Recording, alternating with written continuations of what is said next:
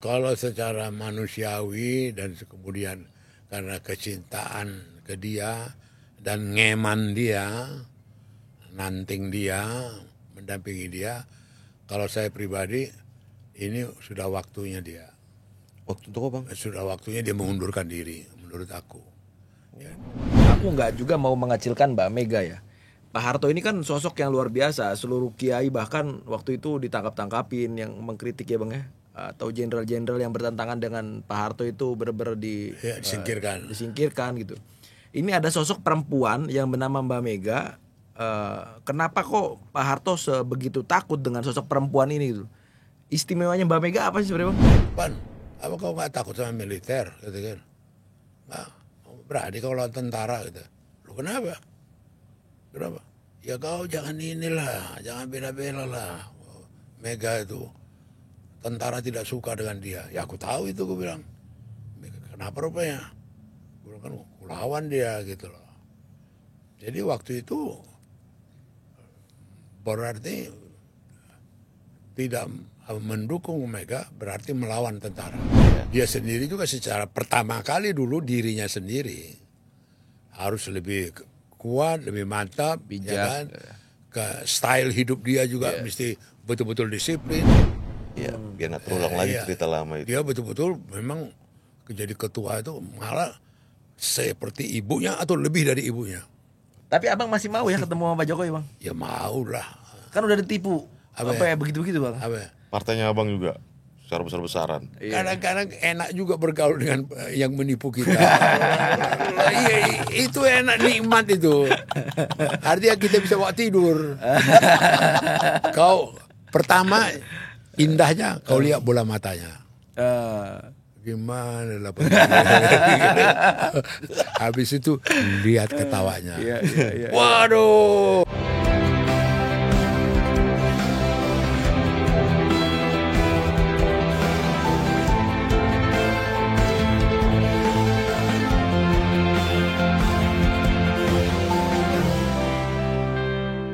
Jumpa lagi di podcast Keadilan TV. Masih bersama kita setia Bang Jerry dan gue Bang Arif. Bang Arif. Bang, kita mau main apa nih bang? Ngomongin PDIP seru banget kali ya. Lagi muncul terus nih berita-berita PDIP. Kita bicara tentang langsung pucuk ya bang, sekali. Sosok yang sudah berpuluh tahun memimpin salah satu partai terbesar di negara ini. Berani emang? Berani emang? Ada yang belum berani bang. Ada yang belum berani, lebih paham, lebih tahu sejarahnya. Langsung aja bang ya. Oke. Bang Panda Nababan. Halo bang. Halo. Bang. Halo. Beliau ini kan sosok wartawan senior, ya kan? Senior dan pendiri PDI Perjuangan, wartawan senior, wartawan politik. Wah, pokoknya banyak deh. Iya, kayaknya sebelum Bu Mega jadi ketum partai, abang udah dekat ya dengan Bu Mega ya. Iya. Boleh nggak bang ceritain soal perjalanan abang sebagai wartawan politik? Itu kan konon ini. Saya harus konfirmasi ke abang. Ya. Dulu abang bisa masuk ke berbagai macam partai, bukan hanya dari PDI bang. Ya. Abang masuk ke P3, masuk ke Golkar dan sebagainya. Itu karena terus terang aja kekayaan relasi saya waktu jadi wartawan. Jadi kayak toko P3, Pak Jeber, dekat sama aku Subhan, ZE, dekat Yusuf Hasim. Demikian juga dari partai lain. Ya kan? Demikian juga dari dari tokoh-tokoh politik yang lain. Iya. Itulah keuntungan saya yang paling besar, relasi, hubungan, bukan saja perkenalan begitu aja, bahkan ada yang jadi persahabatan. Iya. Jadi artinya sama itu seperti Subhan. Dia dulu orang kuat, belum ada Gus Dur waktu itu. Iya. Paling terkenal dia, bahkan dulu dia jadi ketua DPR pernah, Subhan ZE. Ya, dia sampai mengundang aku 71 bulan madu di pesantrennya di Kudus. Baru kawin aku, ke Kudus dulu. Tahun 71 tuh bang ya? 71, Oke, kedekatan itu ya. Nah kemudian juga dari kalangan Golkar juga begitu, dekat juga dengan kalangan Golkar. Kebetulan banyak saya sendiri satu penyangga daripada Golkar yang paling kuat pada waktu itu adalah Kosgoro. Kosgoro, Soksi, dan kemudian MKGR. KG. Nah, Kosgoro itu yang dipimpin oleh Jenderal Isman, komandan TRIP di Surabaya, dia mendirikan surat kabar Warta Harian. Nah, sementara itu direkrutlah kita di Rawamangun itu, direkrut kita kadernya Kosgoro gitu loh. Wartawan-wartawan seperti aku ikut. Jadi pernah aku alami, kalau diklaim kader Golkar paling awal, gue masuk. Tapi via Kosgoro itu Bang ya? Hah? Via Kosgoro. Via Kosgoro. Jadi saya masuk di Kosgoro. Jadi ada artinya 3 lini ini, baik P3, Golkar, dan PDI sendiri, aku mempunyai keberuntungan dalam persahabatan, dalam kedekatan dengan mereka. Jadi demikian juga seperti Suhardiman. Saya dekat sekali, dia pimpinan Soksi, Suhardiman itu. Dan kemudian tokoh-tokoh yang ada di Golkar, bahkan itu yang namanya semacam satu sekjennya atau semacam ini yang kemudian jadi jaksa agung di Indonesia, dia dari Angkatan Laut dulu. Ya, dia dekat sekali dengan saya, dan bahkan dia jadi pemimpin jadi dia yang membantu saya menerbitkan itu Forum Keadilan. Itu loh. Iya. Dan Karni Ilyas tahu itu. Iya. Karni Ilyas tahu itu. Nah, kala itu nanya dikit tuh Bang. Kala itu murni memang Abang dinilai sama tokoh-tokoh itu cukup supel atau murni kebutuhan berita karena Abang sebagai wartawan, atau cuma sekedar menciptakan pergaulan lah, relasi super aja. lah.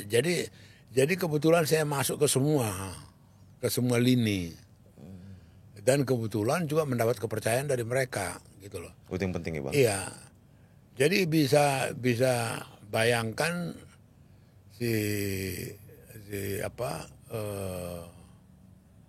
ketua DPR, ketua Golkar, siapa itu namanya? Agung Laksono. Agung Laksono. Agung Laksono itu di kamar kerja dia, satu-satunya yang nggak Golkar aku. Mereka lagi membahas Surya Paloh lah, membahas segala macam lah, membahas inilah. Aku satu-satunya. Abang bisa di situ. Aku berada di situ, ikut sama mereka. Demikian juga pengalaman di Ponegoro ya, P3. Aku satu-satunya yang bukan P3. Dia nggak takut informasi dibocorin apa Bang? Abang wartawan. Ya, mereka udah merasa friend, teman. Itu yang kuliah. Kepercayaan tadi kan Abang sebutkan. Iya, mereka merasa teman, dan kembali lagi ke pertanyaan awal tadi, itu juga yang membuat aku dengan Mega. Jadi tidak semata-mata karena kebetulan ada peristiwa masa lalu dulu. Artinya dengan Mega itu dia kebetulan berteman juga dengan istriku. Mereka sama-sama bikin perusahaan bunga. Suka bunga dong, ya? Bahkan mereka itu ke Bangkok membeli itu anak-anak anggrek yang di botol bibit, itu, bibit. Bonsai, bibit. anggrek. Ini mereka ke sana. Ya kan, kemudian mereka besarkan itu, kemudian mereka jual gitu. Itu istriku sama Mega gitu loh. Tapi jauh sebelum ke sana Bang, perkenalan pertama Abang dengan Mbak Mega itu seperti apa Bang? Waktu itu berarti masih PDI kan Bang posisinya? Belum. Bukan PDI. Mega belum. Perkenalanku itu jadi gini. Adalah kumpulan kita alumni Universitas Bung Karno. Mahasiswa Universitas Bung Karno. Alumni. Nah, ini suka bikin pertemuan. Megawati hadir, ikut gitu loh. Dan kemudian kenalan juga dengan istriku. Nah, aku sendiri pribadi dengan Taufik juga bersahabat, gitu loh. Mereka banyak menganggap aku Gemini, padahal aku gerakan mahasiswa Bung Karno. Karena nama Stok Guntur Gemini, Taufik Gemini, aku suka bergaul sama mereka, dipikir aku Gemini.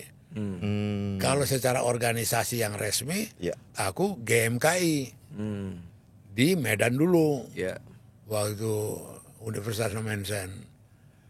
Itu Tapi balik nilai lagi. beli game ini nggak apa-apa juga ya bang, kalau itu bang ya. Luas aja. Iya, balik lagi ke Mega tadi. Ya. Ada faktor dia dekat sama istriku, Ya. gitu. Dia cocok sama istriku. Ya, dia. Tune in. Nah, Terus akhirnya berlanjut gimana, cuma ceritain sedikit bang. jadi kemudian kalau istriku nggak begitu ini di partai, dia nggak mau ikut. Setelah Mega banyak berkecimpung di partai, istriku sudah menjauh, sudah nggak sama-sama lagi. Ya. Karena dia bukan orang yang mau berpartai gitu loh istriku. Ya, dia ibu rumah tangga, hobi bunga, anggrek, hobi tanam-tanaman, ya ketemulah sama Mega gitu loh. Nah akhirnya berlanjut ke politik. Nah ke politik kemudian waktu kemudian menjelang Kongres 93 gitu kan, Taufik Kimas yang juga punya ambisi yang begitu kuat untuk menjagokan Mega, ya kan, tentu harus didukung oleh satu kekuatan small group gitu lah, grup kecil tapi yang lihat gitu loh. Oke bang. Terpilihlah itu yang kebetulan sering di kebagusan di rumah dia, sering bergadang sama dia, wartawan-wartawan. Untuk kaji jadi tim ya. Iya, timnya adalah dari Kompas, adalah dari Suara Karya, adalah dari Berita Wana, aku ada dari Sinar Masuk Harapan, abang, iya. ya kan. Kumpullah kita semacam satu small group. Inilah yang campaign untuk Mega. Tim kecil tadi Iya. bang ya. Jadi kalau Mega menerima delegasi-delegasi, aku dampingi dia. Jadi ada dari utusan dari Sulawesi, ada dari Kalimantan, ada dari Aceh, ada dari mana-mana datang ke Jakarta untuk mengetahui langsung apa yang terjadi dengan PDI, gitu loh. Dan mau bagaimana ini PDI. Intensitas hubungan dia itulah yang intens kami jaga, kami temani Mega, yang membuat dia sangat kuat di Kongres tahun 93. Walaupun seluruh delegasi itu didampingi oleh militer, oleh Sospol. Dampingi oleh Perwira sosial politik namanya, Sospol. Jadi Sospol ini dari Kodim, dari Korem, dari Kodam. Gitu loh. Cuma diperhalus Sospol, sosial politik gitu loh. udah masuk dalam kategori tindakan represif juga kan bang dari pemerintahan Oh iya, itu. mereka lah yang menemani delegasi-delegasi. Mereka lah yang mengarahkan. Mereka lah yang mengancam untuk tidak macam-macam gitu loh. Nah itulah era pertama satu pemberontakan secara politik yang punya nyali terhadap Soeharto. 93. Mega terpilih. Berarti bang Arif, kesimpulan saya Bu Mega pertama kali masuk dunia politik tahun 93 itu kan bang? Iya, Nah, iya. Dan di situ pun Enggak, sebelumnya dia udah DPR. sebelumnya udah anggota DPR Sudah DPR dari PDI. dari PDI. Di struktur baru itu 93. 93. Dia Kan pengusungan. kayak ini bang, Bu Mega konon kan pernah jadi ketua DPC juga. Iya, Bang. iya itu maksud aku. Itu DPC di Jakarta Pusat. Pusat ya. Dia kan tinggal di Cempaka Putih, Iya. ya kan, di Jakarta Pusat. Karena Jakarta Pusat ini disabot, nggak boleh ke Sukolilo, pindahlah dia ke DPC Jakarta Selatan. Iya. Waktu itu. Dan abang udah selalu menemani kan bang Sama-sama pergerakan itu, kegiatan mendampingi itu. dia, mendampingi dia. Maksudku Jadi proses startnya sama. Iya, proses Mbak Mega ini bukan karena beliau terah Bung Karno akhirnya langsung loncat sebagai ketua umum gitu bang. Oh, enggak, Iya, itu ya, perjuangan ada keras. proses. Malah dia disabot, dihalang-halangi, dibatas-batasi, ya kan. Mau masuk ke Kongres di Sukolilo aja waktu itu betul-betul perjuangan yang keras sama sekali. Hampir nggak bisa masuk dia. Iya. Akhirnya secepat kita ganti Jakarta Pusat menjadi Jakarta Selatan. Kebetulan pimpinan pengurus DPC Jakarta Selatan mau ngambil risiko mengapakan Mega, gitu loh. Iya. Bang, aku penasaran bang. Abang sering mengatakan bahwa bedanya PDI dan Golkar itu ketika ngomongin PDI sudah tidak ada lagi tuh friksi-friksi, ada PNI, ada Murba, ada Ya, kan ya, udah nggak ada dalamnya. tuh bang. Kalau di Golkar masih ada tuh, masih ada Kosgoro ya kan, masih MKGR masih ada tuh.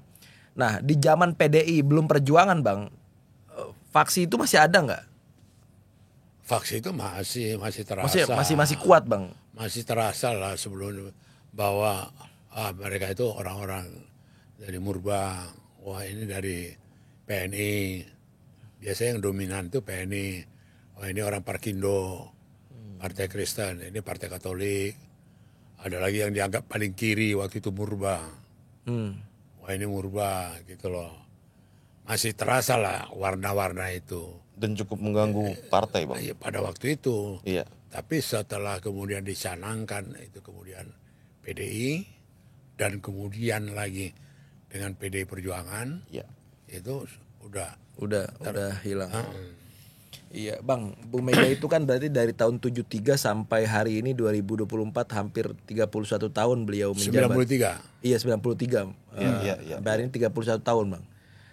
Artinya Memimpin partai. iya beliaulah ketua umum perempuan dan terlama di Republik Indonesia bang. Betul. Gimana pendapat abang? Kalau secara manusiawi dan kemudian karena kecintaan ke dia dan ngeman dia, nanting dia, mendampingi dia, kalau saya pribadi ini sudah waktunya dia. Waktu itu bang? Sudah waktunya dia mengundurkan diri menurut aku. Ya, demi kesehatan dia, demi stamina dia, demi kejenuhan dia. Karena apa? Bisa dengan sukaria mundur karena sudah dia persiapkan jauh-jauh hari anaknya. Dan tidak dikarbit gitu loh. Dan tidak dikarbit. Iya. Ada proses. Iya, Puan Maharani ini kan tidak kayak Gibran atau kayak siapa gitu loh, kayak siapa lagi, siapa satu lagi. Karbit Enggak bang, kita sebelum kita ngomongin akhirnya ke Mbak Puan bang, aku pengen Bukan maksud aku nggak siapa lagi Gibran, satu lagi siapa? Kaisang, Bang. Kaisang. Iya, Ya iya. beda ini. Nggak ada karbitan di situ di Atau Papua. sama si Bobby itu. itu karbitan itu bang. Ya dia karbit lah. Nggak pernah punya jenjang apa tiba-tiba apa gitu loh. Iya. Itu kan beda. Iya. Terjun payung itu. Iya. Gue potong sedikit Bang Arif. Ah. Jadi kan cerita Bu Mega ini saya berkesimpulan nggak bisa kita, ini saya nih nggak bisa kita bedakan Bu Mega sama Bang Pandai ini atas bawah kalau saya Bang. Karena levelnya sama menurut saya Bang. Enggak, kalau secara umur tua abang juga bang ya sama Mbak Mega. Dia kelahiran 47, aku 44. Tapi secara pertemanan masuk dunia politik. Jadi Bapak aku aja kecil. ke dia, Mega, biasa pan ini. Tapi karena begitu banyak bertemu dengan massa, aku ditegur. Jangan panggil gitulah, panggil Ibu Mega, panggil Mbak Mega. Itu ditegur aku dalam awalnya Mega aja bang. Mega, fake pan, apa gitu, biasa. Tapi akhirnya menyesuaikan diri gitu loh. Jadi kembali tadi ke pertanyaan itu, dia sendiri memang sebelumnya PDI yang pertama sudah merekrut Taufik dan dia untuk masuk DPR. Oke. Sabam Sirai, Sopan Sopia, dia ada Subagio Anam, ada macam udah masuk jadi anggota DPR dari PDI. Oke. Gitu loh. Jadi sudah masuk dia di apanya itu. Politik. Pengalaman DPR-nya juga lumayan dia. Itu. Baru kemudian di samping dia pernah jadi tingkat pengurus cabang, inilah kemudian loncatan dia menjadi ketua umum PDI waktu Sukolilo. Nah kebetulan yang ditunjuk oleh grup ini yang mendukung Mega, akulah sebagai ketua tim sukses pemenangan Mega sebagai ketua umum. Itu jabatan jelas itu. Saya punya kewenangan, punya ini, punya dana taktis, bisa aku menggerakkan ini, bisa mengambil hotel yang mana aja di Surabaya untuk rapat, diberikan kewenangan besar lah ke saya. Banyak tantangan kali itu. Banyak ketua, tantangan, iya pasti. dengan perlawanan. Pasti. Represi lagi tindakan, teror. Sampai itu butuh Hutapea itu sekretarisnya Suryadi lagi malam-malam begitu di Sukolilo. Dia bilang, sama-sama anak Medan sama aku. Pan, apa kau gak takut sama militer? Gitu kan. Nah, berani kau lawan tentara gitu. Lu kenapa? Kenapa? Ya kau jangan inilah, jangan bela-bela lah. Mega itu tentara tidak suka dengan dia. Ya aku tahu itu, gue bilang. Kenapa rupanya? Gue bilang kan lawan dia gitu loh. Jadi waktu itu berarti tidak mendukung Mega berarti melawan tentara. Iya, labelnya kayak gitu ya bang. Diartikannya begitu. Nah, masa ini di luar perhitungan itu yang kemudian kita bacakan tengah malam waktu itu setelah penutupan kongres itu bahwa mereka itu mayoritas memilih Mega. Ya. Itu betul-betul Puncak itu bang ya. miracle, keajaiban itu. Tanpa uang, tanpa senjata, tanpa bayonet, tanpa sepatu laras. Benar-benar suara kerumput Iya, bang ya. itu betul-betul partai rakyat benar. Ya, Itu legenda itu. Atau jangan-jangan dari daerah masing-masing dibiayai sospol untuk Oh, mendukung. dibiayai. Iya, artinya untuk mendukung calonnya yang lawan dengan Mbak Mega, malah lawannya malah Iya, endorsemen Mega orang gitu itu ke Surabaya dibiayai. ya. Sama sospol kan. Iya, dibiayai mereka. Untuk milih Suryadi waktu itu, Pak. Iya, untuk milih Suryadi. Malah milih Mbak Mega. Nah, setelah Mega terpilih, masih diupayakan lagi bikin kongres di Medan Ya. untuk mengenafikan Mega. Masih dibikin lagi kongres di Palu. Kongres tandingan-tandingan kayak gitu. Iya, gitu. iya. Semua nggak berhasil. Solid mendukung mereka. Akhirnya dibikinlah legitimasinya di Kebayoran Baru waktu itu. Di hotel apa gitu dekat Kemang itu. Disitulah dibikin. Disitulah kemudian mulai ada semacam satu setengah mendukung, setengah tidak mendukung, atau paling tidak netral. Disitulah muncul Hendro Priyono, disitulah muncul Agung Gumelar. Maka secara historis ada kedekatan mereka dengan PDI Perjuangan. Oh, Dengan PDI gitu Hendro loh. Priyono, Agung Gumelar. Nah, Panjang bang sejarah itu Agung perjalanan. Gumelar waktu itu adalah asisten Intel dari Kopassus. Asintel Kopassus. Nah, Iya, iya, iya. Hendro yang pegang Jakarta waktu itu.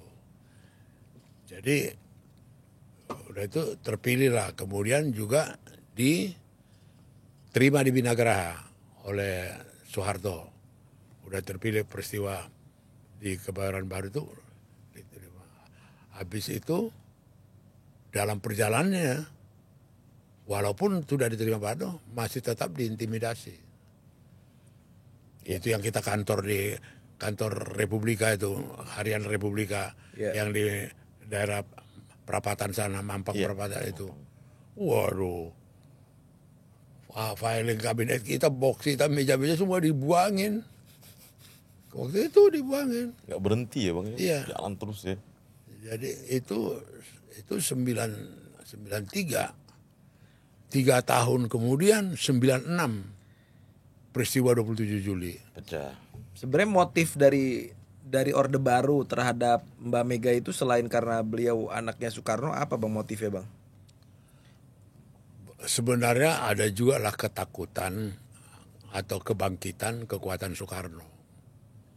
Ya kan, bagaimanapun kan Soekarno ini secara strategis kan sengaja dibikin Soeharto di Blitar.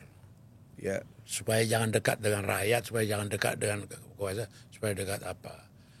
Universitas Bung Karno tempatku kuliah dibubarin. Semua orang yang berbau-bau Soekarno dihilangkan. Hampir banyak keluarga di Republik Indonesia ini yang dulu di ruang tamunya di depan gambar Soekarno pindah ke meja makan. Oh. Ke dalam ruang dalam. Ya, hampir semua. Dan tak berani mengucapkan Soekarno. Diintimidasi. Secara nasional. Ya, jadi Soekarno dan PKI itu mau dibikin sama gitu loh. Labelnya. Ya, sama dengan seperti saya, ya kan? Saya baru keluar dari tahanan, wah PKI sudah datang. Ya. PKI sudah ini. Framing.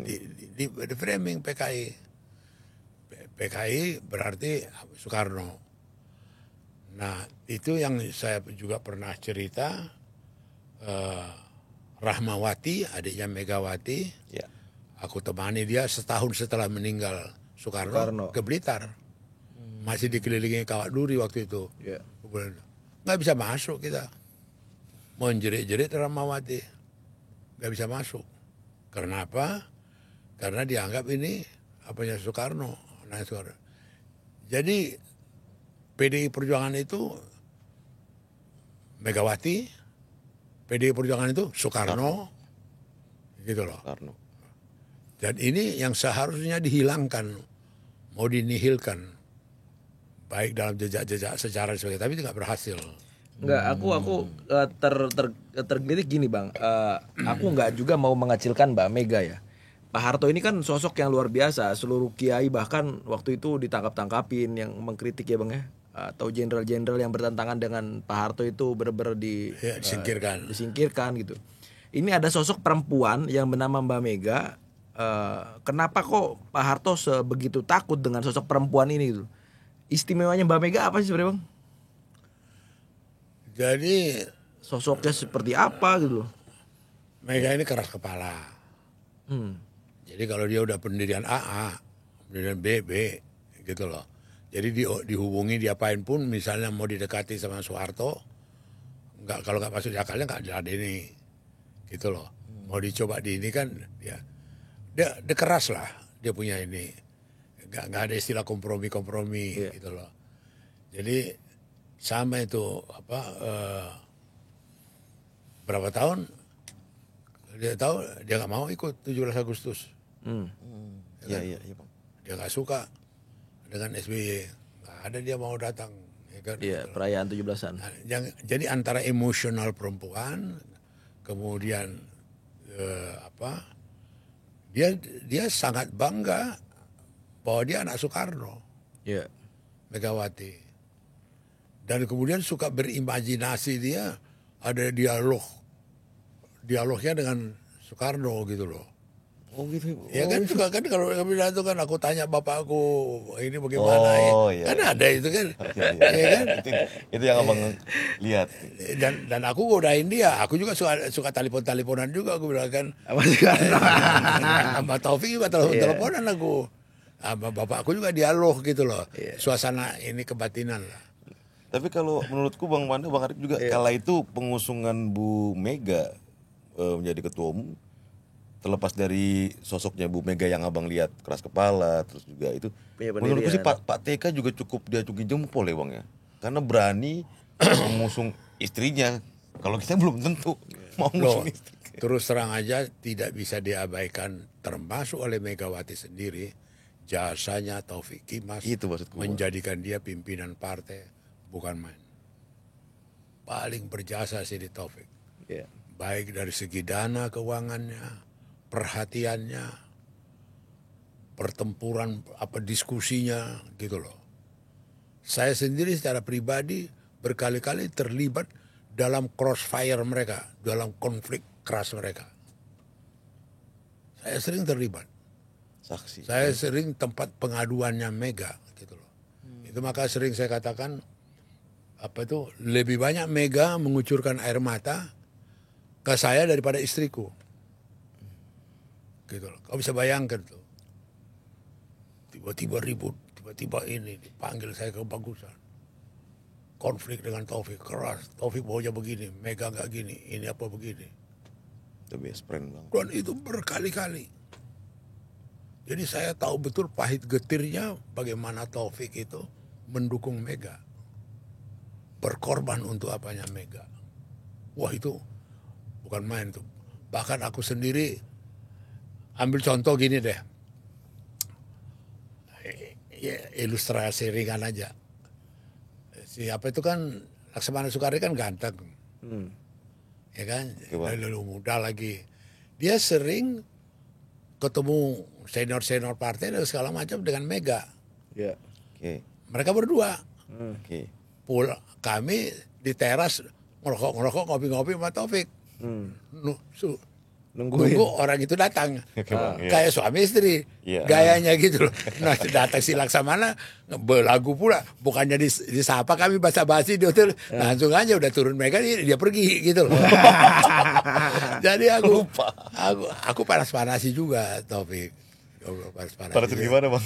Aku panas-panas juga. Fik, gila. Gua nggak bisa seperti kau, gue bilang kan.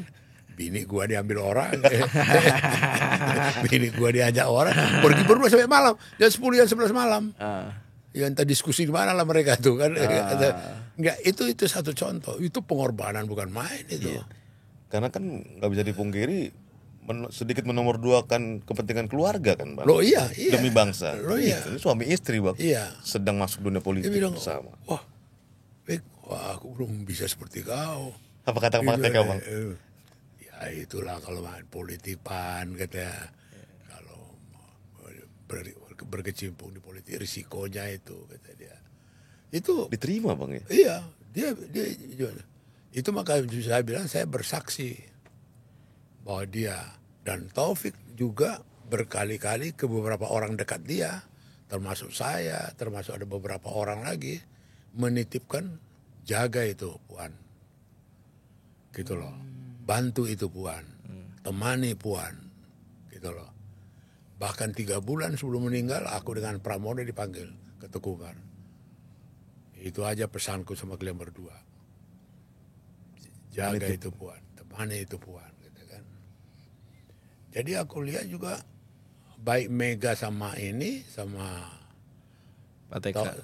Taufik memperlakukan apa dia juga nggak manja-manja nggak jelas, betul-betul biasa aja gitu loh. Orang bayangkan 1 tahun direkrut karena dari fakultas dari UI-nya di bagian komunikasi menjadi magang di majalah Forum Keadilan Di bawah Abang kali itu. Iya, seperti wartawan biasa. Magang biasa, iya. Iya, seperti wartawan biasa. Sama kayak Bang Hualang Bang Guri gitu, Bang. Dikasih assignment ini, ditugasin ini, dicek dia punya berita gitu loh. Dan Abang pun nggak mengistimewakan. Dulu Mbak Puan ngepostnya di mana, Bang? Di DPR kah atau di Ganti-ganti di DPR di ini. Dan dia waktu itu tahun 93 ya, dia kelahiran 73, umurnya 20 tahun. Ya. Ada peristiwa yang paling dramatis di Sukolilo dan suasana tegang, ancaman, intimidasi, ibunya sendiri harus dibentengi, dikurung gitu. Tiba-tiba jam-jam 3-4 Puan datang ke Sukolilo. Masih umur 20 tahun lah dia. Terbang Bang sana. Datang ke Sukolilo, aku lagi di depan sama Taufik. Begitu turun dari taksi, dari mobil dia turun, dia langsung menjerit histeris. Wah, mana mama, wah. Di pangku Taufik dia langsung dipangku, dipeluk, diapain, dielus-elus sama Taufik itu. Mama di mana? Wah, histeris gitu. Pasti Bang. Mama di mana? Udah Puan, mamamu aman. Di dalam ini ada kamarnya ini. Oh, aku mau ketemu mama. Itu umur 20 dia. Jadi proses waktu Mbak Mega diintimidasi juga Mbak Puan menyaksikan itu ya? Iya, Proses itu ya? iya. Langsung. Jadi dia sendiri sudah dilatih, ditempa oleh sejarah. Iya. Di umur 20. Iya dong. Bagaimana dilihat bapak mamanya kantornya di Opera Kabrik. Bagaimana kemudian diserbu tahun 96. Itu kan lesson 1, lesson 2 sama dia. Iya. Pahit ini rupanya politik. Apa rupanya ini politik? Gimana ini rupanya politik gitu loh. Jadi yang aku kagum sama Puan ini, dia mau belajar. Dia mau belajar, dia mau ini gitu loh, ya kan. Cuma terus terang aja yang ada waktu pernah dengar semacam ada Dewan Kolonel, itu semacam manifestasi perwujudan dari ada semacam satu pengelompokan yang untuk membuat klik. Jadi inilah yang pro Puan, inilah yang mendukung Puan, inilah yang mengapakan Puan. Walaupun waktu itu relevansinya antara calon dia atau Ganjar. Iya. Ya kan waktu itu, ya kan. Kolonel. Tapi yang saya kagum dalam membina partai Megawati, semua yang naikkan Dewan Kolonel itu dia kasih peringatan keras. Ya. Berarti Mega tidak setuju ada pengelompokan. Gak peduli siapapun dia. Iya. Iya. Karena ada mulai mau bikin klik yang anaknya laki Prananda, Iya. kemudian Puan Gerbong-gerbongan ya, Maharani, Mau dibikin klik-klik, yang penjilat-penjilat ini mau mengelompokkan. Inilah nanti menjadi, kalau dibiarkan ini menjadi nanti sumber perpecahan. Tapi kan demokrasi Bang. Bukan, demokrasi ada tata keramanya, ada etikanya. Jangan berarti demokrasi dengan alasan demokrasi bisa bikin konspirasi yang destruktif. Jangan, gitu loh. Ya. Tapi sikapnya Mega marah dengan Dewan Kolonel itu, wah, membuat aku lega bahwa dia mencoba secara objektif, ya kan? Iya. Sikap dia. Tapi gini Bang, Abang tadi misalkan di awal memulai membahasakan bahwa 31 tahun dan sudah saatnya Mbak Mega memundurkan diri Bang. Dengan situasi hari ini, dengan Mbak Mega jadi ketum aja masih bisa ditipu oleh Pak Jokowi Bang. Nggak, artinya ini kan suara hatiku. Kalau saya sih biarin aja lah dulu ini periode sampai 2025 gitu loh, ya kan. Kan 2025 juga kongres. Infonya ya, rencananya kongres berikutnya, 2025 gitu loh. Jadi aku melihat kepemimpinan dia masih diapakan, apalagi situasi yang kritikal begini, nanti lebih reda lah setelah ada kabinet, ya kan, setelah Jokowi tidak mengambil peran lagi, kemudian itu kepemimpinan itu tidak mesti satu kepemimpinan yang krisis untuk krisis gitu loh, artinya yang normal gitu loh. Nah saya melihat dari segi itu. Atau gini Bang, apa yang membuat Abang berpikir bahwa Mbak Mega ini ada baiknya untuk mengundurkan diri dan digantikan oleh siapapun lah nantinya, ada Mbak Puan, atau bahkan orang-orang lain, misalkan ada Pak Hasto, ada Mas Ganjar sebagainya. Kalau saya melihat dari segi manusiawi aja, fisik, dari usia, dan juga kalau jujur memimpin partai politik ini nggak mudah. Dan problem yang dihadapinya juga bukan lagi banyak, sangat-sangat banyak. Dan dia juga harus bersikap adil, dan dia juga harus bersikap betul-betul jujur, tidak berpihak, dan kemudian dia harus mampu mengayomi dari Sabang sampai Merauke. Jadi waktu aku dulu ketua DPD Sumatera Utara, dalam rapat DPP, yang waktu itu saya juga ikut DPP, Mega katakan, Panda, kau itu ketua DPD, wilayah kau cuma Sumatera Utara. Aku ketua DPP, wilayahku seluruh Indonesia. Sebenarnya kedudukan kita dua ini sama. Cuma beda wilayah aja. Cakupannya. Itu masih ingat betul loh gitu. Sama kita katakan. Nah, dalam memimpin partai ini belum lagi eksternal ya. Ini baru internal ini. Betul.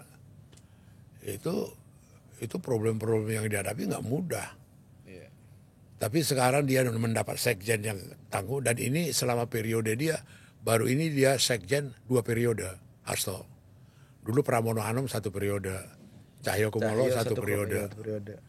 Ini Hasto karena dianggap berkelas, mumpuni,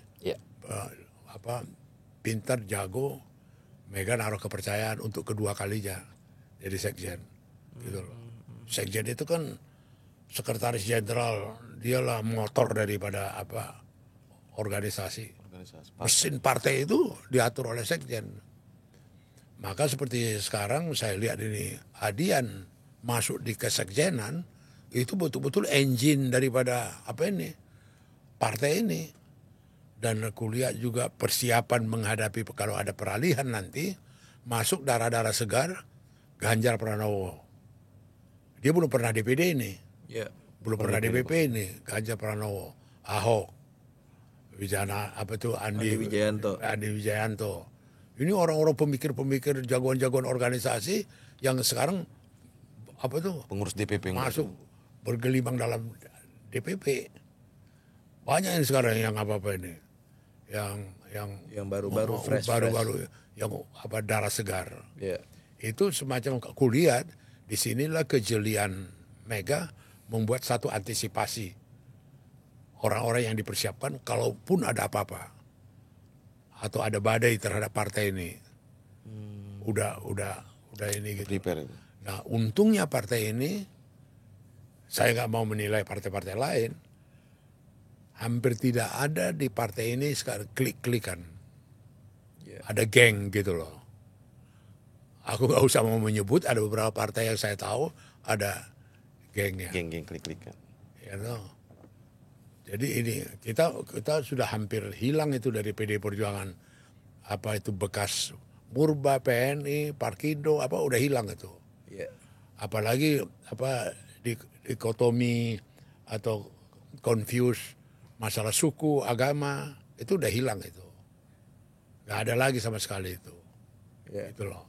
Tapi kan potensi-potensi tanda kutip kudeta di sejarah Kongres kan pernah terjadi bang, gerakan perubahan yang terjadi pemecatan itu bang. Iya dulu. Ini udah kayak gini udah selesai bang ya? Pernah tahun 2005 terus terang aja memang ada dulu gerakan pembaharuan. Gerakan pembaharuan. Gerakan pembaharuan yang dipimpin oleh Laksamana Soekardi, Arifin Panigoro, Sukowaluyo, ada banyak lah berapa orang mereka itu semua. Termasuk teman akrabku Sopan Sopian, ya kan? Di proses Kongres. Oh, iya, Roy Bebeyanis ya. Mereka melakukan satu gerakan di Kongres di Bali waktu itu, ya kan? Tapi mereka tersingkir semua, kalah. Dan waktu itu juga mau dicoba apa itu money politik, tapi nggak berhasil. Pecat bang ya? Iya, pecat. Jadi abangku kandung ada ketua di tempat kelahiranku di Tapanuli Utara, Leo. Leo, oke.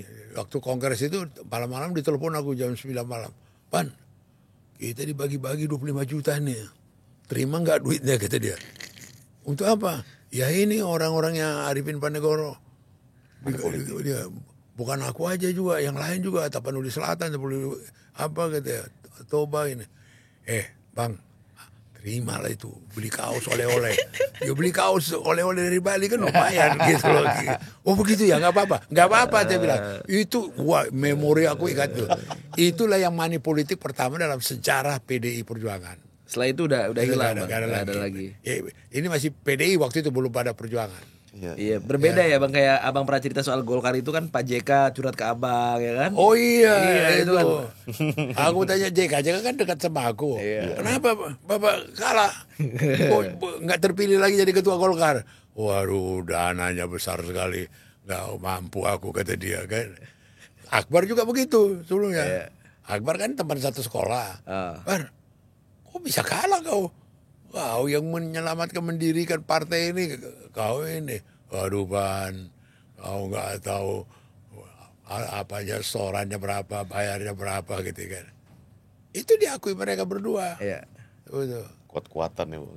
Nah, ada semacam satu dilema. Karena tidak ada perebutan ketua umum menggantikan Mega, terhindarlah money politik. Nah, Ada juga gitu loh. Iya, ya kan? Jalan gitu. Bisa gitu loh. tapi ada nggak sih Bang syarat untuk jadi ketua PDI Perjuangan itu harus dari Terah Soekarno gitu Bang? Iya bang. Oh, nggak ada itu, nggak ada. Kalau dibilang apa itu Soekarno, Terah Soekarno ya. harus dari terahnya dia, harus apanya dia. Ya kalau mau ditarik garis ke situ, ya anaknya Guntur Soekarno Putra. Oh Putih. iya Bang. Bukan anaknya Taufik Kimas sama Mega. Marganya Kimas ini, Puan Maharani. Bukan Puan Maharani Soekarno Putra ya? Enggak dong, enggak Puan dong. Maharani Kemas ya? Iya Oh dong. iya. Orang ibunya aja suka tanda tangannya bikin Mega Taufik. Tanda itu Mega Taufik. Berarti nggak ada persyaratan itu ya bang ya? Dan memang nggak apa ada itu persyaratan itu. Tapi menurut Abang kayak misalkan ada orang-orang yang ya tadi saya sebutin ada Pak Sekjen Hasto atau Mas Pacul atau Mas Ganjar atau siapa, dia mencalonkan diri sebagai ketua PDI Perjuangan, sebenarnya sah-sah aja kan Bang? Ya salah, terbuka itu. Saya pikir juga Mega bisa menerima itu. Artinya begini ya, dan saya pikir Puan juga harus melihat satu realita gitu loh. Berarti buat dia sendiri juga introspeksi. Oh, ada rupanya orang memilih lain bukan aku. Ya. Berarti aku ada kekurangan. Atau berarti aku ada ini gitu loh. Positive thinking lah. Jangan dulu karena kebencian, iri, atau kecemburuan, atau ini. Kalau betul-betul, ya itu enaknya demokrasi. Ya kan, demokrasi kan di situ. Jadi jauh dari tirani, jauh dari totaliter, jauh dari teror politik. Itulah demokrasi indahnya. Definisi Nah ini sesungguhnya. PDI Perjuangan, Partai Demokrasi Indonesia Perjuangan, gitu loh. Harus juga mempunyai satu culture budaya yang ini gitu loh. Kalau memang konsekuen tidak lip service ya. Iya. Demokrasi, tapi di belakang wah dinasti Mega, dinasti Taufik, dinasti ya enggak. Trust ini, trust Tetapi sana. karena kesejarahan tumbuh Puan ya harus diakui. Bayangkan dia umur berapa udah Menko. 43 ya, 43. Iya. Dia Menko, dia ketua satu-satunya perempuan di Republik Indonesia yang DPR. Ibunya satu-satunya perempuan yang pernah jadi presiden. Jadi garis sejarah itu jelas terahnya gitu loh. Iya Pak. Membanggakan hati rakyat gitu loh. Nggak dikarbit-karbit. Ya, tiba-tiba penjual martabak tiba-tiba apa kayak gitu loh. Penjual apa gitu. Nggak sampai ke situ. Iya. Lo nggak ini apa adanya di masyarakat. Gitu, kan. Nggak Ya jual kan? pisang juga, Bang. Nah, jelas punya barang tuh. Bang, kembali ke Bang sosok Mbak Puan. Menurut penilaian Bang Panda, kan sudah berapa kali kongres PDIP ini Bang ya? Udah kongres ke-5 kayaknya. Iya dari 2005. 2005. Menurut Bang Panda, kalau memang Mbak Puan layak untuk memimpin PDIP ke depan ini, udah cukup bisa menangkal ada gerakan-gerakan pembaruan kayak kemarin-kemarin nggak sih Bang menurut Abang? Sosoknya Mbak Puan ini. Ya bisa lah. Dia sendiri juga secara pertama kali dulu dirinya sendiri harus lebih kuat, lebih mantap, Bijak. ya kan? Ke style hidup dia juga mesti betul-betul disiplin. Iya, biar nggak terulang lagi Iya. cerita lama itu. Dia betul-betul memang jadi ketua itu malah seperti ibunya atau lebih dari ibunya. Ya, Ibunya aja udah paten, udah prima gitu loh. kalau bisa di atas. Iya kan, yang dihadapi ibunya kan badainya, waduh, kekuasaan Soeharto. Ya. Nggak gampang itu. Kantornya diserbu. Ngeri itu. Hah? Dan Mbak Puan saksi di sini. Di PKI kan lagi. Kan? Bayangin sekelas Megawati itu diusir dari sekolah. Dahsyat gak? Ya. Dipecat. Nggak boleh kuliah. Guntur juga begitu. Kejam gak? Hah? Nggak boleh kuliah. Republik ini ya. Guntur yang dirikan ITB bapaknya. Ya. Nggak boleh kuliah. Diusir. Kepahitan-kepahitan yang mahal begitu, itu dipakai mereka untuk mendidik. Dipakai Bukan untuk mendidik. bukan untuk dendam.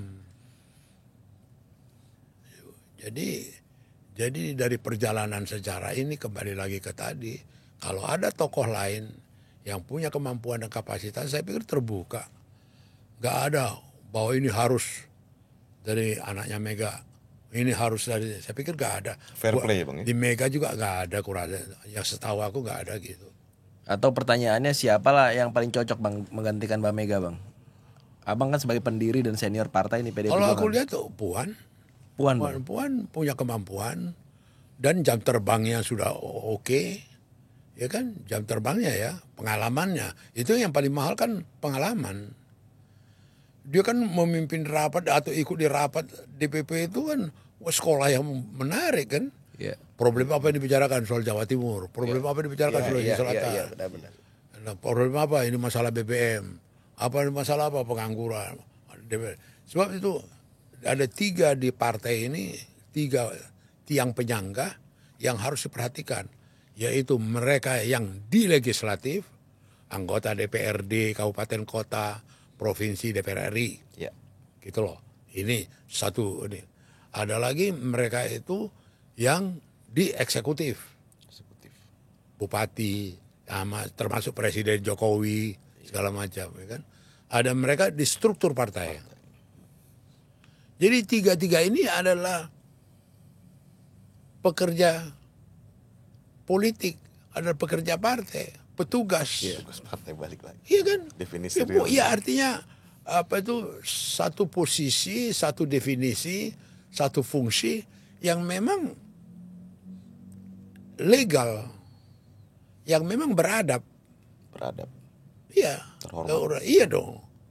Jadi masa dikatakan petugas partai, masa dihinakan, direndah-rendahkan.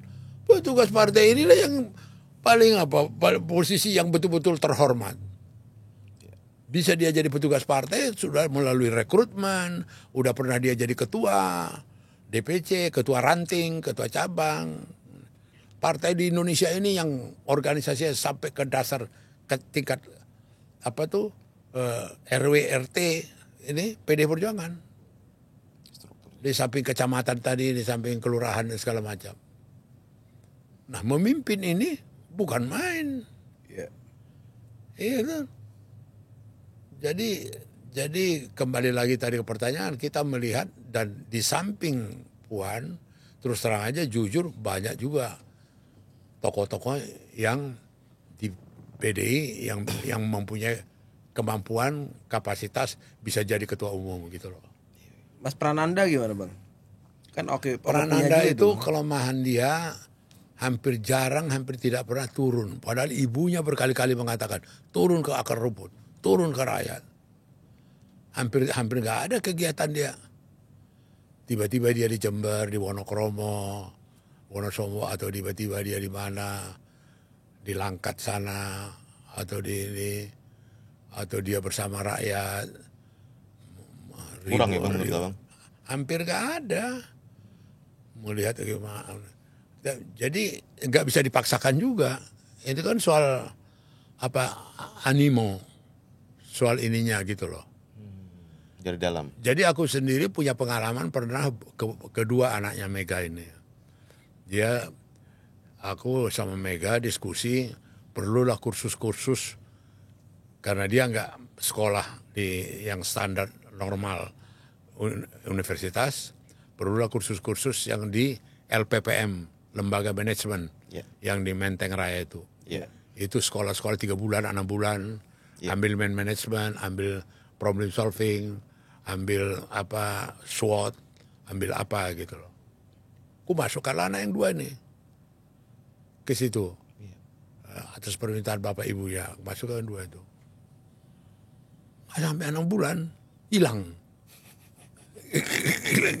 Gini. Ya ngadu lah LPPM ke saya. Aku kasih tahu sama mama, salahnya aku ikut di situ menyaksikan mamanya Megawati marahin orang ini 2. Siapa? Si Prananda sama si Tatam. Wah, habis sih man. Kamu udah capek-capek itu Om Panda. Papa yang nemani kamu nggak ini. Mau jadi apa kamu? Waduh. Wah, habislah di berondong, diapain? Dimarahin Mega. Wah. Nyesal aku kasih tahu mereka gak sekolah lagi gitu loh. Aturan aku kasih tahu lagi gak ada orang gitu. Jadi dimarahin langsung. Itu aku lihat.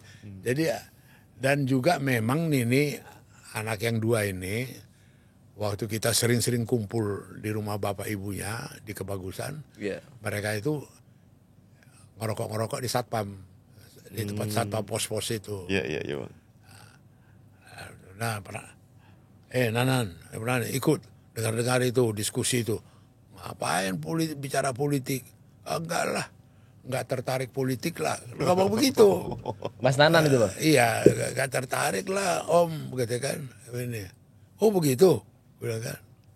Tapi belakangan dia mau ikut di DPP, senang juga gua gitu loh.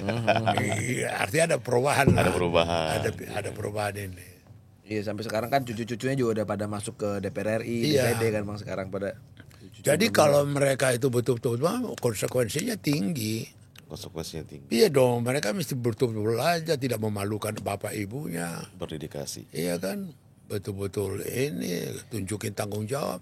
Dicintai rakyat bukan karena anaknya Mega, dicintai rakyat karena memang rakyat simpati apa ke dia. Ya senang ke dia dilihat prestasi kerjanya gitu loh. Jadi kita nggak ada itu dalam tanda kutip dengan karena dinasti turunannya enggak. Dan saya pikir Mega juga tidak terlatih di situ. Bang, kalau di PDI itu ini nggak bang? Mohon maaf bang, kayak misalkan contoh bang, mungkin Bang Panda karena senior partai dan pendiri partai PDI Perjuangan, abang bebas aja ngomong Bu Mega udah saatnya turun, atau misalkan yang menggantikan adalah Mbak Puan oleh orang yang cocok, karena dari umur 20 tahun sampai hari ini 51 tahun tahu proses politik, bahkan abang juga dilantik sama Mbak Puan waktu itu. Iya.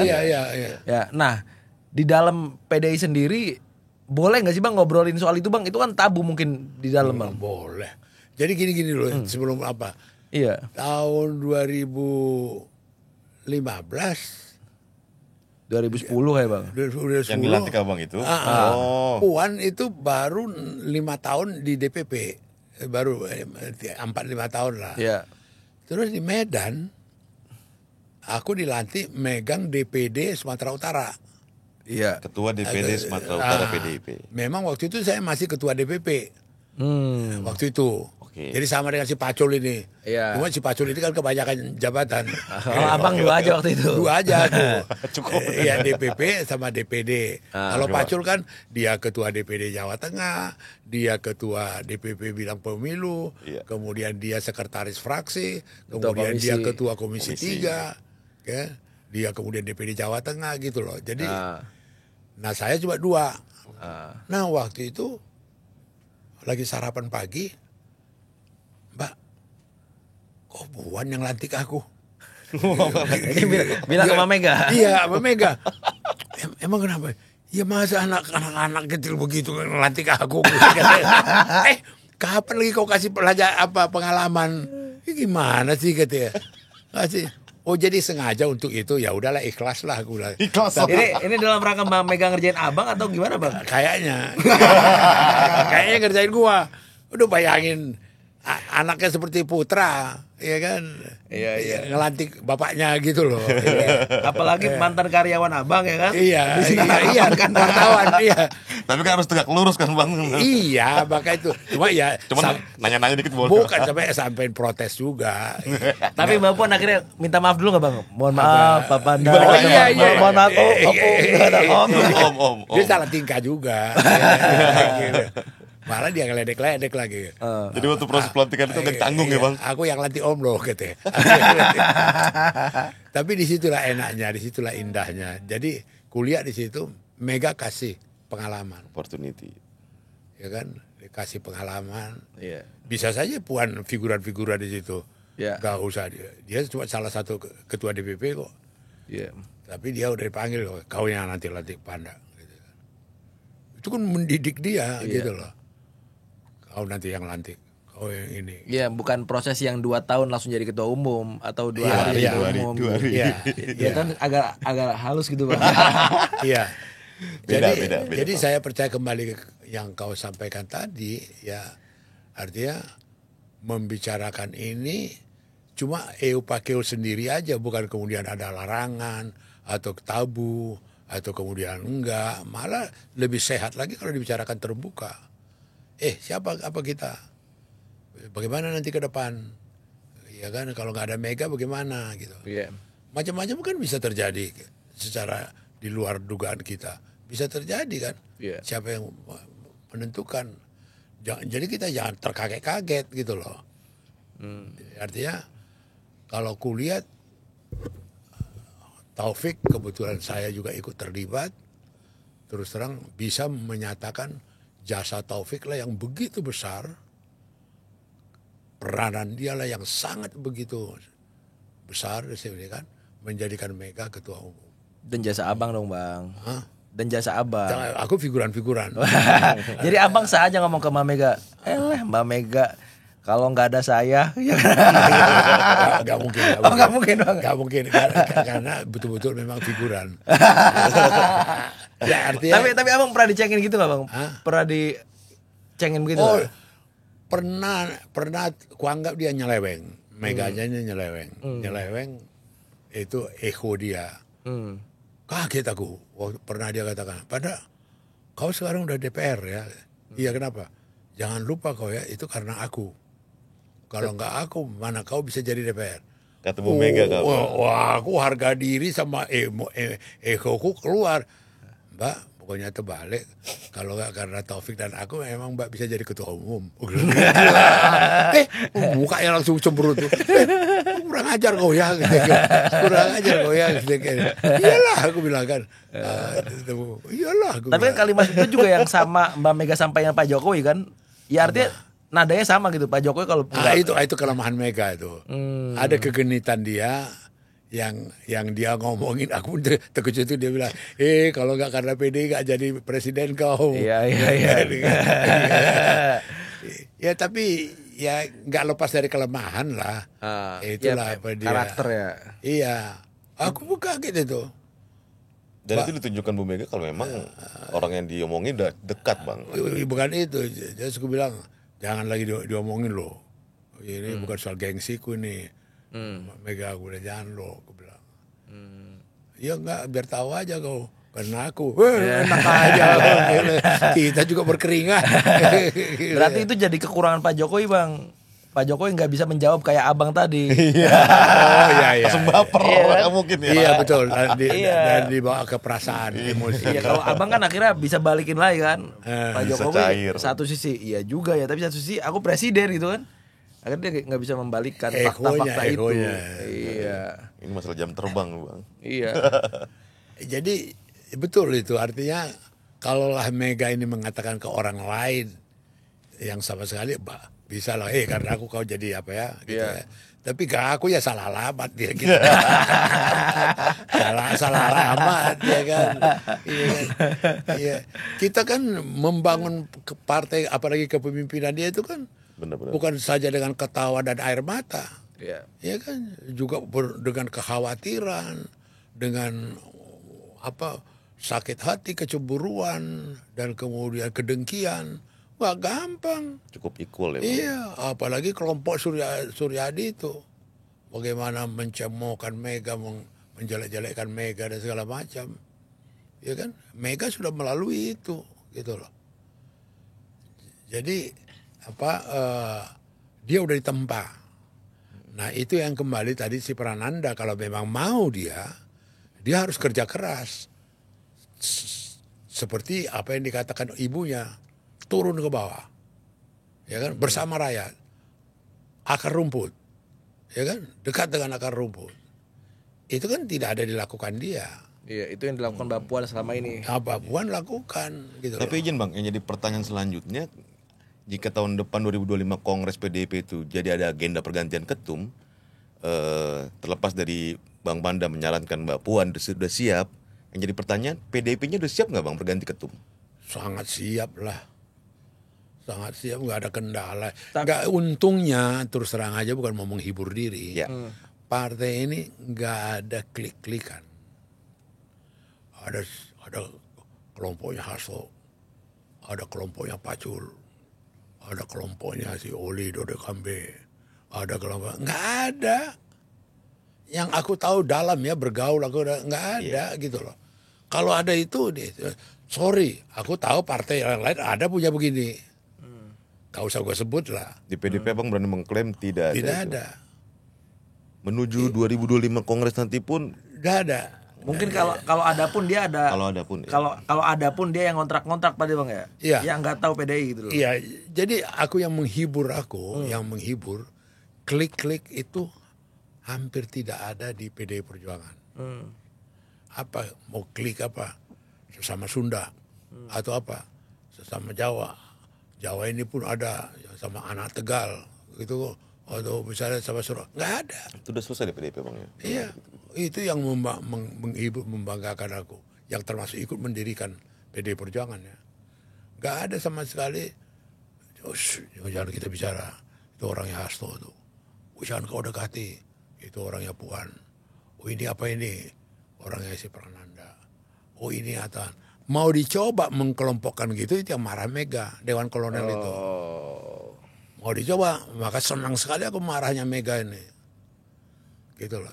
Itu bibit-bibit perpecahan itu, kalau dibiarin. Bibit-bibit perpecahan kalau dibiarkan. Iya. Jadi saya melihat terus terang, bukan saya mau menghibur atau beronani ya, atau berapa mengatakan enggak. Keren PDIP bang ya. Iya keren loh, nggak ada. Sejak kapan Bang dia bilang PD nggak keren Bang? Harus catatin Bang. Iya.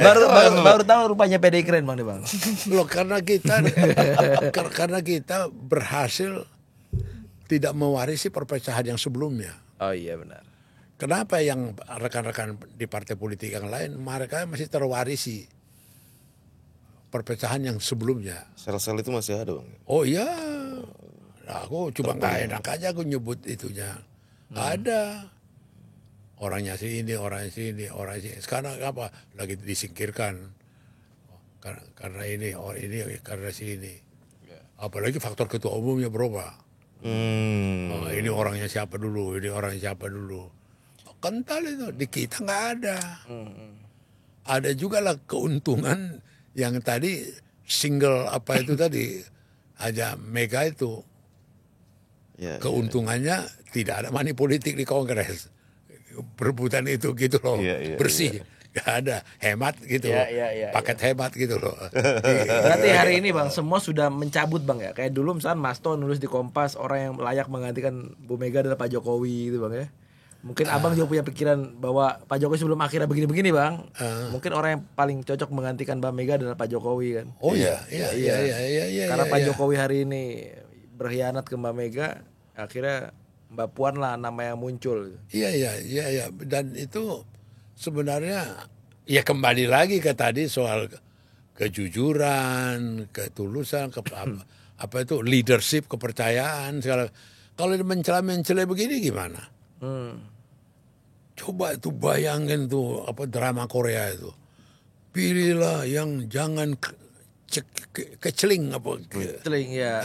Cari yang Yang keriput. berkerut dan rambut putih. Berarti mikirkan negara. Pikirkan rakyat. Kemudian ini ribuan jutaan yang mendengar itu dari mulut dia presiden. Terus berbalik. Moralitasnya di mana? Kejujuran. Moralitasnya di mana? Atau ejek, gua bohongi kau, yang dulu itu kan aku menipu. Ya itu kan aku kan pernah ngomong rambut putih kan, itu aku lagi nipu klien. Oh bisa ditangkap seperti itu? Lo bukan bisa ditangkap, ya itu yang terjadi. Iya. Bukan ditangkap, itu yang terakhirnya itu. Nah kembali lagi ke tadi, bagaimana PDI mau milih orang seperti ini jadi ketua umumnya? Pecah belah dong itu. Goyang Rontok kapal. dong itu partai. Punya pemimpin karakter yang begitu, mencela-mencele. Terus ngomongnya nggak bisa dipegang. Karam kapal. Nah, waduh. Tapi kan Pak Jokowi masih punya KTA Bang. KTA PD Perjuangan. Biarlah dia disandera sama itu kan. Mau diapain? Pengen juga seluruh rakyat pengen lihat. Mau diapain dia itu. Iya kan? Iya. Per hari ini bang berarti Ya kalau dia tanya advisku, ku temani dia bila perlu ke Diponegoro. Kasih balik. siapa bang menemani itu? Kalau diminta. Iya. Artinya kalau secara friend, Pan bagaimana ini Mas Panda? Kan aku juga biasa diskusi dulu sama dia. Kenapa? Ini KTA-nya masih ada sama aku, tapi Bingung aku, kita. tapi aku udah gak di sana. Telepon Hasto, kami dua mau datang, mau balikin, selesai. Tapi Abang masih mau ya ketemu sama Pak Jokowi Bang? Ya mau lah. Kan udah ditipu. Apa ya begitu-begitu Bang? Apa? Partainya abang juga secara besar-besaran. Kadang-kadang enak juga bergaul dengan yang menipu kita. Iya, itu enak, nikmat itu.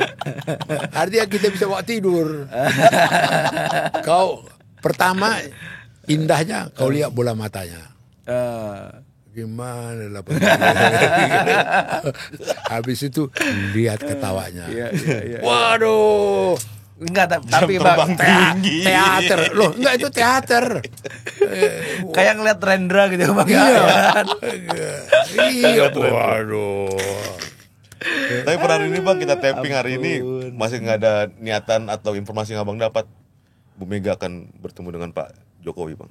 Bagaimana? Ada rencana pertemuan itu masih belum ada bang ya? Informasi Sebenarnya yang abang dapat. bukan pada Mega. Kalau jujur itu pada Jokowi. Tanyakan Pak Jokowi. Tanyakan pada Pak Jokowi. Lo nggak mungkin pada Mega. Mega kenapa rupanya? Ada apa dia? Ya kan? Yang paling tepat ditanya itu Jokowi. Ya. Itu baru pas. Pihak seberang. Iya. Iya. Karena tidak ada dari Mega satu aura permusuhan. Tidak ada dari Mega satu aura kebencian. Nggak ada. Nggak ada sama sekali. Yang ada ya bisa saja terheran-heran dia. Ya terheran-heran lah. Tiba-tiba kau ketemu orang yang biasanya cium tangan. Terus sekarang balik punggung. Ya terheran-heran lah. Iya. Iya kan? Clear berarti Bang. Iya. Jadi apa sederhana gitu loh. Iya, padahal dulu Pak Jokowi kan jadi satgas itu kan Bang ya. Iya. Yang dampingi Mbak Mega kemana-mana. Nah, yang cium-cium tangan itu iya. Kita cari fotonya di mana. Iya benar. Nah bisa kemudian berbalik itu. Waktu itu di mana itu ya, di Medan juga kayak itu Bang. Iya Foto-fotonya ada. itu Iya. ya. Iya, nanti kita cari itu Bang. Yang pakai baret-baret itu Bang Pak Jokowi Bang. Iya. Iya. Dan kemudian juga saya pikir ya Mega itu menempatkan dia sebagai orang yang betul-betul dihormati. Iya Bang. Dan Bu Mega sayang. Dan tidak mau dikecewakan. Anaknya, mantunya. Mantu itu sudah circle kedua itu. Iya, Anak runnernya, kandung. iya benar. Iya dong, ini mantu. Lingkaran lain itu harusnya Bang ya. Iya, ketiban juga mantu gue pikir. Karena penghormatan tadi. Itu nggak dilihatnya itu. Dan berkali-kali Mbak Mega menyampaikan bahwa kader terbaiknya adalah Pak Jokowi Bang. Iya. Dari perjuangan itu kan. Iya. Oh iya ke kita berkali-kali tuh. Iya. Ya kita minder juga. Masa kita nggak ikut terbaik? Loh iya dong. Saya. Aturan kan cop kita juga. Ya udahlah nasib kita lah. Bang, satu lagi Bang. Ini soal aku masih nggak yakin aja Bang Panda akhirnya menyebutkan nama Mbak Puan ya. Mbak Puan itu kata Mbak Mega dia lebih cengeng loh dibanding saya, kata Mbak Mega tuh. Ngomongin Mbak Puan itu. Ya. Yang kedua, dia tuh nggak bisa kayak saya yang jedar itu. Ini kayak Pateka gitu Mbak Puan itu Bang. Kata Mbak Mega. Gimana pendapat Abang? Tapi jawabnya sangat sederhana. Itu kepemimpinan dia itu nanti sama dengan kolektif kolegial, tidak one man show. Iya, one man show. Enggak, gitu loh. Pasti ada orang yang mendampingi dia, menemani dia, mengisi kekosongan dari dia. Jadi nggak ada kekhawatiran, gitu loh. Tapi kalau one man show hanya sendiri, single wah itu khawatir kita, ya kan? Tapi kalau dia didampingi oleh tim, didampingi oleh teman-teman yang memang punya tujuan dan tekad yang sama, nggak ada khawatir. Dan itu memang di kita sendiri, di partai itu ada kepentingan kolektif, kolegial. Kolektif bersama-sama, kolegial, kolega, teman. Bareng-bareng. Itu ada bahasa di PDI itu. Ingat Mega itu sering. Kalau kepemimpinan ini bukan aku sendiri loh. One man show. Ya, kolektif, kolegial. Tahu nggak itu kolektif, kolegial? Gitu sama Mega. Tidak pernah Mega mengklaim dirinya sendiri. Bahwa kemudian pernah perdebatan Dewan Pertimbangan Pusat, namanya Taufik Kimas, namanya siapa itu Batubara sama Sirait segala macam, dianggap banyak mengatur Mega. Kan? Dan kalau rapat DPP yang saya sendiri hadir, mereka itu ya namanya senior lah, saya nak jidat gitu loh. Ya, ambil contoh misalnya seperti Sabam, ini pengalaman aku saksi sendiri di Tukumar 2014 mau pemilu 2014 apa 14 Jokowi. Bukan, sebelumnya 2009. Iya 2009. Iya, Sabam baru datang. Kami duduk di teras, Taufik, aku, Mega, ada Pramono, ada siapa di situ. Datang tuh Sabam. Mega, aku dengar kau mau maju jadi calon presiden. Oh, abang bisa aja. Hati-hati kau ya. Nggak ada yang milih kau nanti, katanya. Kata Bang Sabam. Iya, kalau ada lubang sumur pengen lompat gue hilang. Gitu. Dan Mega relax lagi nanggapin dia, gurauan dia. Wah, bisa aja abang, katanya. Aduh, nggak ada milih kau nanti. Dia pakai kau. Nggak ada milih kau, katanya. Jangan kau mau jadi calon ya, katanya. Iya. bayangkan tuh egaliternya, kolegialnya, demokrasinya. Nah karena dianggap DPRPU ini punya beban ini, dibubarkan Mega lah ini DPRPU ini. DPR. Cara Mega membubarkan jago juga dia bilang ke DPD usul dari DPD kayak gitu loh. Malah keinginan Mbak Mega sendiri. Iya keinginan dia. Wah, dia pemain juga yang gitu-gitu. Diusulkan lah. Dia tinggal ketok bubar DPRPU. Sampai sekarang nggak ada DPRPU. Atas usulan DPD. Iya. Aduh, bubar. Jadi dia sendiri suka dukanya membangun partai ini, apalagi dengan kejadian diusiri dari kantor sehingga kita berada di kebagusan. Jadi aku sama Taufik itu kan tidak ikut di struktur. Karena kedekatan dengan Mega, kesejarahan dan segala macam, kita ikut nyempil-nyempil. Iya. Itu di meja panjang kebagusan tempatnya Mega itu juga suka kita rapat. Entah bagaimana tiba-tiba Mega gebrak meja. Bapak Taufik Kimas, kalau memang tidak ikut di DPP tinggalkan ruangan ini. Wah hampir paksa. Kalau tidak ikut, yang ada di rapat ini hanya pengurus DPP, gitu kan. Kalau tidak pengurus jangan duduk di sini. Colek lah dia. Yuk jalan gitu. Mega tega itu. Iya. Tapi emang Pak TK nggak pernah DPP bang ya? Apa? Pak TK? Enggak. Coba fokus di luar Enggak, ya? iya, Eksternal di ya? luar, iya. Bapak Taufik Kimas, tidak ada namanya di DPP. Yang hadir di sini ada semua pengurus DPP. Minta ditinggalkan tempat ini. Aku sama dia berdua, mencolek, yuk keluar gitu ya, keluar. Ngedumel lah dia. Itu juga kali Bang Arif, yang Marwar Sirait nyindir Pak TK. Bu Mega aja pernah gue juga ikutan. Iya bisa jadi. Tapi memang ini terakhir bang ya. Dalam pikirku bang, nggak ada lah satu keluarga yang luar biasa kayak keluarga Mbak Mega bang ya. Oh ya. Ibunya presiden plus wapres, ya kan. Bapaknya itu kan pendiri Republik ini kan Soekarno kan. Iya. Suaminya Ketua MPR. Iya. Anaknya ketua DPR bang. Ini luar biasa gitu bang. Keluarga yang betul-betul keluarga yang dibesarkan dalam dunia politik. Benar. Indonesia. Dan tidak dikarbit. Itu dulu, tidak dikarbit. Alamiah. Berproses. Iya, berproses lah. Itu 93 Kongres itu gak main-main itu. Nangis ya Mbak Puan. Iya, waduh. Iya. Kalau Puan datang, karena dia udah lihat di koran, udah lihat dari cerita, udah berkomunikasi bagaimana mamanya dikurung. Itu kan asrama haji, tau lah tempat tidurnya bertingkat tuh. Iya. Yang satu bisa tempat ember, yang satu bisa tempat handuk, yang ini bisa apa. Mama yang dicemplungin di situ. Kekhawatiran Taufik Kemas terhadap istrinya, Bu Dia Mega. datang udah lihat pengawalan begitu ketat. Iya.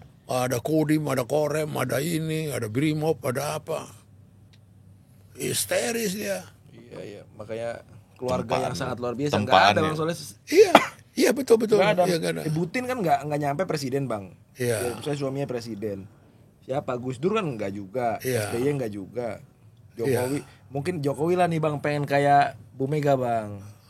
Anaknya jadi wapres ya kan, menantunya jadi ini gubernur. Pengen punya sejarah yang sama Bang. Jadi saya nggak mau membandingkan dalam arti kata hitam putih begitu. Saya memberitahukan aja belum ada tandingannya kepahitan yang dialami oleh Mega. Dengan suaminya, dengan anaknya. Story behind itu Bang. Iya dong, bagaimana Cerita di belakang itu. Semua by proses ya. Iya. bagaimana dihinakan, bagaimana tidak diinikan, bagaimana kantornya digusur. Iya. Bukan di Ponegoro, kantor yang di perapatan itu ya. Iya. Ya kan? Dan nggak semua bisa terus melanjutkan. Bagaimana ini, waduh, bagaimana dicemohin, itu bukan satu hal yang ini mudah, tapi dengan tegar dia lewatin. Dia pimpin ini partai berkualitas. Selama 30 Iya dong, tahun. yang kau lihat sekarang kader-kader muda itu Iya, luar biasa. Dia, waduh, Joma Baskara, ya kan, Denny Sitorus, orang-orang berkualitas semua itu. Pengurus DPP yang baru sekarang. Iya. Fresh newcomer. Iya. Jadi menyongsong partai ke depan ini kelihatan sekali. Rekrutmen yang dilakukan itu bukan main. Iya. Disinilah peranan sekjen kuat sekali. Sekjen itu kuncinya. Ibarat kata dialah yang menjadi mesin daripada partai. Iya, dia yang Motor penggerak. Maka di partai-partai seperti partai komunis itu kan sekjennya. iya. Ya kan, yang ketuanya itu sekjennya kayak gitu loh. Karena memang engine-nya di sekjen. Gitu loh. Dan PDI ini sekjennya benar-benar hidup banget. Oh iya. Ya beda kayak partai lain, Bang. Iya. Karena ketua umum kan. Iya. Ini dua-duanya di PDI itu sekjen dan ketumnya Iya. hidup gitu. Iya. Itu menjadi sekjen tuh gak gampang loh. Bisa itu kesabaran revolusioner. Kesabaran Iya kan? revolusioner. Iya dong, bisa menunggu Mega sampai berjam-jam. Itu kalau kita ledekin. Kesabaran revolusioner. Harus punya kesabaran revolusioner. Kirain apa? Ternyata menunggu berjam-jam. Oke, Bang Oke, Panda. Arif. Iya. Luar biasa diskusi bersama Bang Panda terkait PDIP, sejarah dan juga pertemanan Bang Panda senior PDIP, wartawan politik senior bersama Bu Mega dan juga Pak Taufik Kemas dan juga keluarga dari luar biasa. Semoga apa yang diceritakan berjalan terus dan juga kongres ke depan PDIP. Oke. Buat teman-teman buat kirim komentar silakan dikirim komentarnya dan tunggu di podcast kita selanjutnya di Keadilan TV. Jangan lupa subscribe dan juga kunjungi juga berita online kita di Keadilan ID. Salam Persatuan Indonesia. Merdeka.